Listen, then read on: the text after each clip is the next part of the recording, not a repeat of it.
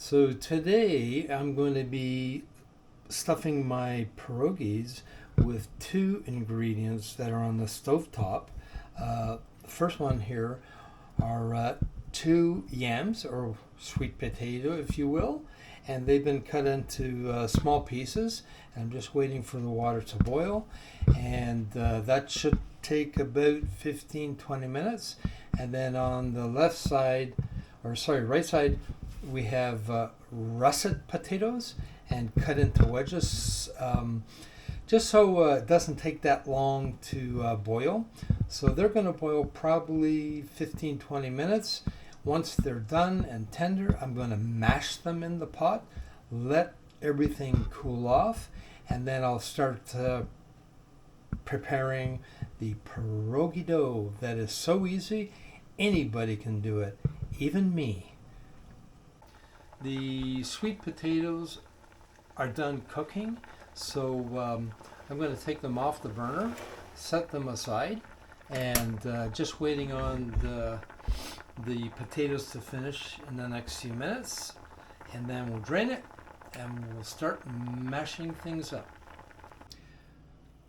The mashed potatoes are almost done, so what I did, I'm just using a silicone masher here, so not to scratch my pot, and to that I added only about 2 teaspoons of margarine, but if you have butter, go ahead and use butter, and that's it. I'm not going to add milk, and the reason is I don't want the mashed potato to be wet, and I want it to be pliable like it is right now.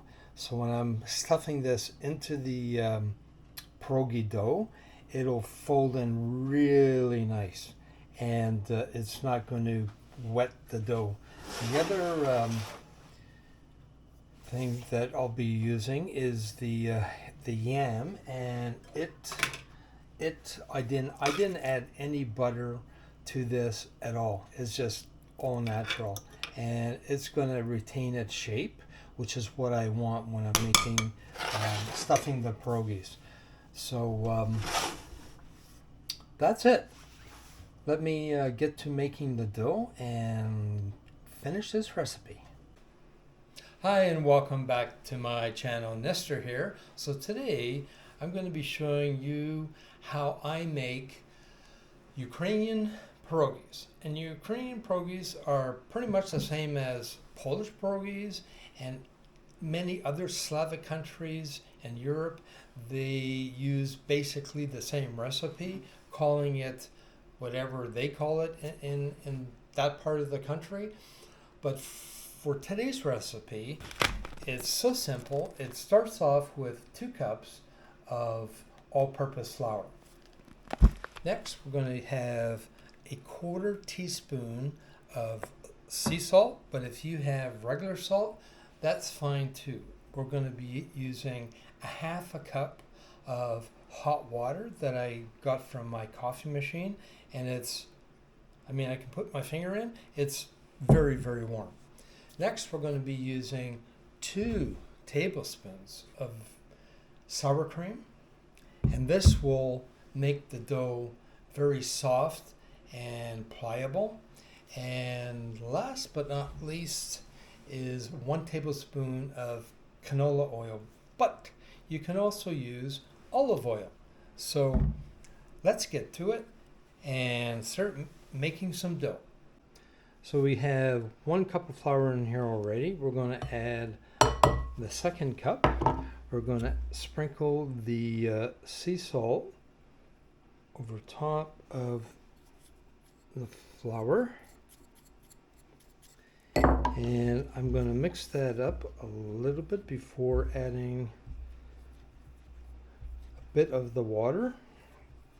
And you'll notice I don't add all the water at one time. I'll add about half of it, so there's a bit left at the bottom, and then I'll add the egg. I'll whip it up in there, and another wet ingredient that I want to add right now is 1 tablespoon of the canola oil. So that is done, and I'll just whip everything up in the middle here. Since we're adding the wet stuff, let's add 1 tablespoon, 2 tablespoons of sour cream, and incorporate that in the middle.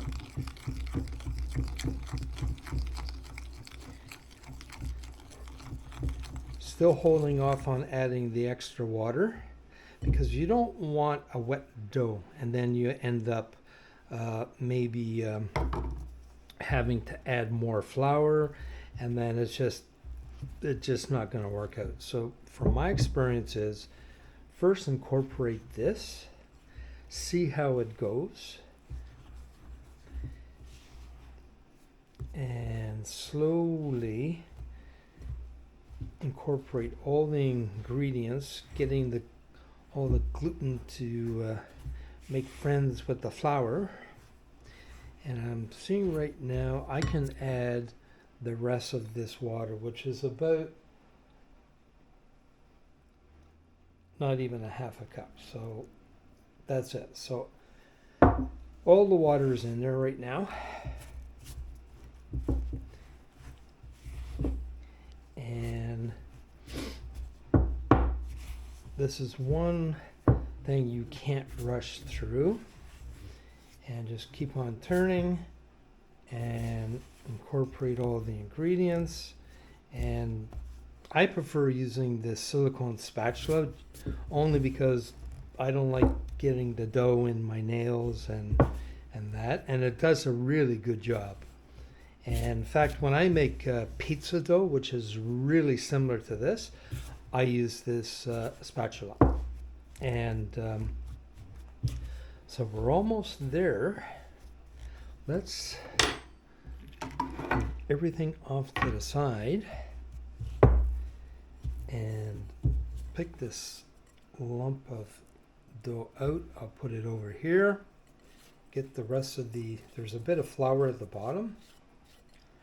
And we might need some more flour put on there, which I have handy right here in front of me. Just sprinkle that on.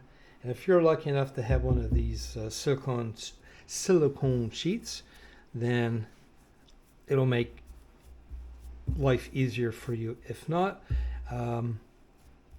just get a piece of wax paper, maybe a couple sheets, and it will do the same thing.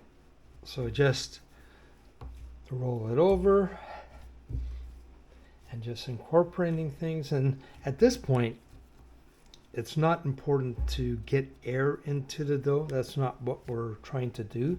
We just want to, again, incorporate all the wet ingredients into the dough and get that process all started. And then we'll move on to the next step, which is to cover it up for about 20 minutes. And right now, I'm happy with this. So it's not sticking to my hands, and well, a little bit. And this is what you're shooting for. So what I am going to do is, using the same bowl I mixed it in, I'm going to cover it, leave that for 20 minutes, come back, check, and see how it's progressed. So let's leave it there, and we'll be back in 20 minutes. And it's been 20 minutes, and the dough is looking very good now. And it feels moist. Is that a good word, maybe? There's a bit of flour at the bottom. Main thing is, it's not sticking to my hands. And now it's time to roll this baby out. So there's some dry flour bits I don't want in the mix here. And let's make sure we have enough flour out on this rolling mat. And actually, what I'm going to do is, so this is the size of my fist. I'm going to cut this in two and put the smaller one into a little plastic container to keep nice and moist until I'm ready to use it. And the other one, we're going to flatten out and start rolling it out. So it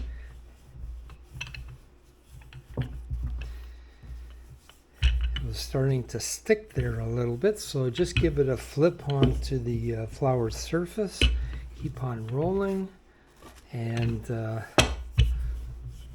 what we're shooting for is a fairly thin dough and not a thick one necessarily.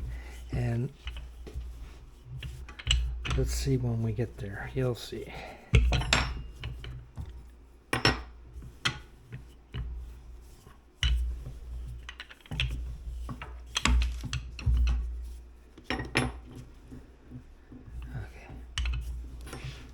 More.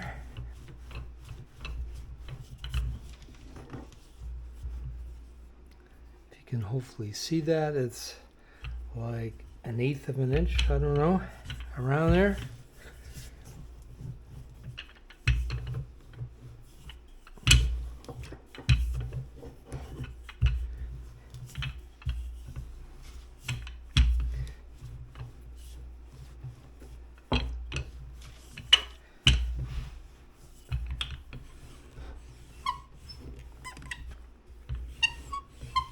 Oh, I don't like that squeaking sound this rolling pin is making. This used to belong to my mother, and it's at least 30 or 40 years old, and it's probably made millions of meals like this, and I'm just happy to be using it. Okay. I'm happy with this. It's, let me lift it right off so you can see it's kind of thick on this side, and it's nice and stretchy, and it's not falling back completely on its own. So let's start cutting out the dough. So what I like to do is just start in one corner, give it a little twist, and move close next to the next one. And I can see it didn't cut right through. So I come back. There we go. And let's just continue in a circle. This one, make sure it's going to come off good.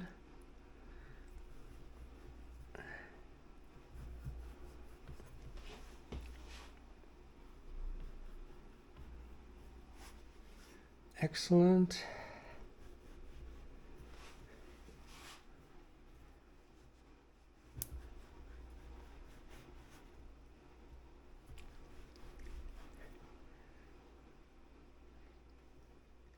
It doesn't quite make it there, so we're going to move it here, and we should get one more over here.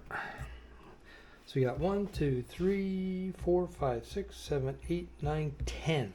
And then we'll take this extra dough